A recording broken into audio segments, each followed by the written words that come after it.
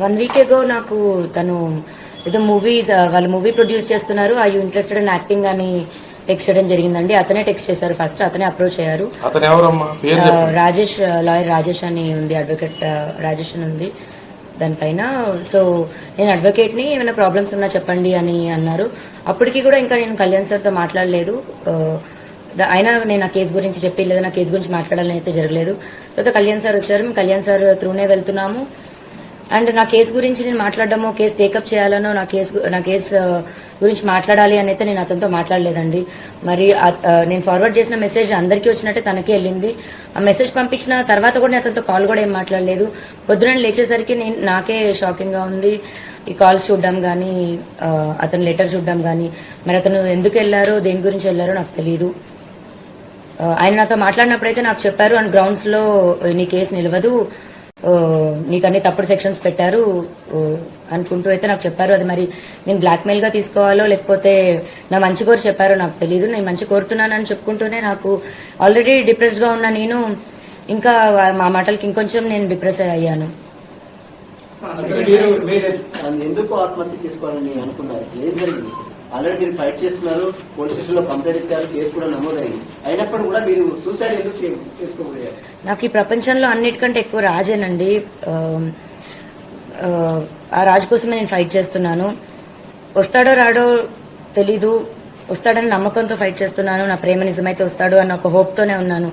అలాంటి ఒక టైంలో నేను వచ్చి ఫైట్ చేస్తుంటే రాజని నేను చూడాలో, లేకపోతే ఇటు సొసైటీ చేసే మాటలకి చూడాలో, థంబ్నెయిల్స్ చూడాలో, కమెంట్స్ చూడాలో, ఇవన్నీ నేను తట్టుకోలేకపోతున్నాను. దీనికి తోడు ఈ లాయర్ నేను మాట్లాడిన మాటలకి వాళ్ళ పేరెంట్స్ అప్రోచ్ అయ్యారంట. మరి వాళ్ళ పేరెంట్స్ త్రూ చూస్తున్న లాయర్ మరి మాట్లాడారు, వాళ్ళ పొద్దున సపోర్ట్ ఎందుకు అని మాట్లాడారు. ఇప్పుడు ఇందాక వీడియోలో మరి నన్ను తిడుతూ మాట్లాడుతున్నారు. ఒక ½ లో ఒక మనిషి మైండ్ సెట్ అలా మారుతున్నప్పుడు ఇంత బాధపడుతున్న నేను నా మైండ్ సెట్ ఎందుకు డిప్రెషన్ లోకి వెళ్ళనండి? 10 సంవత్సరాల నుంచి ఒక మనిషి పొద్దున లెగిస్తే సాయంత్రం నా లాస్ట్ చూపు అతను అవుతాడు. ఇంట్లో ఎంటీ ఇల్లు అయింది నా హౌస్. ఫస్ట్ కంప్లైంట్ లో మీరు రాజ్ తరుణ్ పైన చర్యలు తీసుకోకుండా తను నాతో కలిసి ఉంటే చాలు అని అన్నారు. సెకండ్ కంప్లైంట్ లో తను నన్ను ఇల్లీగల్ గా ఇట్లా వాడుకుని వదిలేశారు అంటున్నారు. ఇప్పుడు కూడా మీరు రాజ్ తరుణ్ తో కలిసి ఉండాలని అంటున్నారు, మళ్ళీ పోలీస్ కేసులు పెడతా ఉన్నారు. కలిసి ఉండాలని పోలీస్ కేసు పెట్టడం కాదండి. పోలీస్ కేసు ఫస్ట్ నేను మాల్వి మల్హోత్రా వాళ్ళ తమ్ముడి పైన పెట్టాను. నన్ను బెదిరించారు. అది కూడా ఇంకా కంప్లైంట్ ఒక్కసారికి రాలేదండి. ఇప్పుడు వాళ్ళు ఉన్న 6 months అంటే నాకు విషయం తెలిసిన 6 నెలల తర్వాత ఇంకా నేను భరించలేక బయటికి రావడం జరిగింది. ఆ స్టేజెస్ ఎలా దాటిందంటే ఇంకా లాస్ట్ మాకు తిండి కావాలని అడిగితే అతనికి ఫోన్ చేస్తే ఆవిడ ఎత్తడం గానీ, మా పరిస్థితి మేము చెప్తే ఆవిడ వెయ్యమని చెప్తే అతను డబ్బులు వేయడం, అది ఇంకా పీక్స్కి వెళ్ళిపోయింది. ఇప్పుడు మీ అందరికీ నేను ఓపెన్ గా ఎక్స్ప్లెయిన్ చేయాలంటే రోజుకో విషయం బయటకు వస్తుంది. ఆ బయటకు వచ్చిన విషయం కూడా రోజుకొక ట్విస్ట్ అని మీరు వేస్తుంటారు.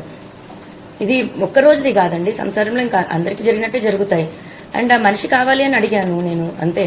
ఇప్పుడు పలానా రాజ్ తరుణ్ పైన కంప్లైంట్ పెట్టాలనలేదు, మాల్వి మల్హోత్రా పైన వాళ్ళ తమ్ముడి పైన పెట్టాను. వాళ్ళిద్దరితో నీకేం సంబంధం అన్న దగ్గర అఫ్కోర్స్ రాజ్ పేరు చెప్పాలి. అలా అక్కడ రాజ్ తరుణ్ పేరు అనేది వచ్చింది, కానీ రాజ్ తరుణ్ పైన కంప్లైంట్ పెట్టాలని నేను అనుకోలేదు.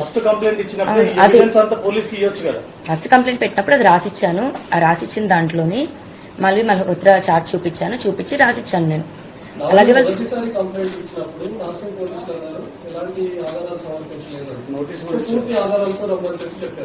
సెకండ్ టైం మీకు వెళ్ళినప్పుడు ఆల్మోస్ట్ 150+ ఫోటోగ్రాఫ్స్ అన్ని కూడా మీరు సబ్మిట్ చేసినట్టుగా తెలుస్తుంది. ఇప్పుడు నార్సింగ్ పోలీసులు ఏ విధంగా వ్యవహరిస్తున్నారు? రాజ్ తరుణ్ కాంటాక్ట్ అవుతున్నామని ఏమైనా చెప్తున్నారా? రాజ్ తరుణ్ పైన కేసెస్ పెట్టామని ఏమైనా చెప్తున్నారా? రాజ్ తరుణ్ అందులో తీసుకుంటామని అసలు నార్సింగ్ పోలీసులు ఏం చెప్తున్నారు?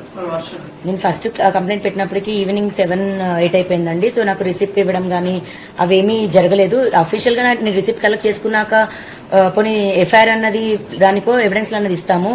రెండో రోజుకి తెల్లారుజాము నుంచి మీడియాలో ఎలా వచ్చిందో మీ అందరికీ తెలుసు. ఆ డే నాకు బయటికి రావడానికి అంతా కూడా నేను ప్రిపేర్డ్ లేను. ఫస్ట్ నేను మీడియా ముందుకి అంత ప్రెస్ మీట్, ఇప్పుడు ఇంత ప్రెస్ మీట్ వచ్చినప్పుడు కూడా నేను ఎలా వణికాను అన్నది మీ అందరికీ తెలుసు. నేను కెమెరాస్ కి అంత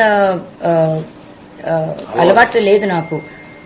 అండ్ ఇప్పుడు ఎవిడెన్స్లు 12 ఏళ్ల ఎవిడెన్స్లు తీయాలంటే ఒక్క రోజులో నేను రెడీగా ప్రిపేర్డ్ గా లేను కదండి. నాకు 1-2 days టైం పడుతుంది. ఆ 1-2 days టైం తీసుకొని ఎవిడెన్స్లు ఇచ్చాను. ఆయన 20 నిమిషాల పాటు సుదీర్ఘంగా కేసు గురించి చర్చించారని అంటున్నారు. చాలా సార్లు కాల్ చేయడం ఏం జరగలేదండి, ఒకటే కాల్ జరిగింది. అండ్ అతను నాకు ఫస్ట్ ఎవరు అప్రోచ్ ఫస్ట్ అప్రోచ్ అయింది తనే అండి. నాకు అప్రోచ్ అయింది కూడా మూవీ అని, మీరు యాక్టింగ్ అంటే ఇంట్రెస్ట్ అని అప్రోచ్ అయ్యారు. లేదండి నాట్ ఇంట్రెస్టెడ్ అని చెప్పాను. తర్వాత నేను అడ్వకేట్ అని చెప్పారు. కంటిన్యూ అవుతుంటే మీరు రాజస్థాన్తో మాట్లాడి మధ్యలో లావణ్య అని ఒక ఆడియో బయటకు వచ్చింది. దాని మీద మీరు ఏం చెప్తారు? ఎప్పటిది అసలు ఆడియో?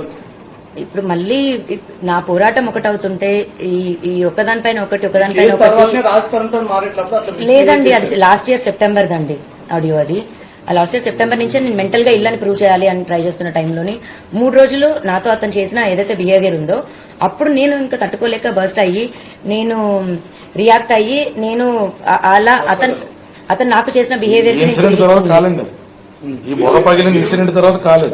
ఇలాంటి క్వశ్చన్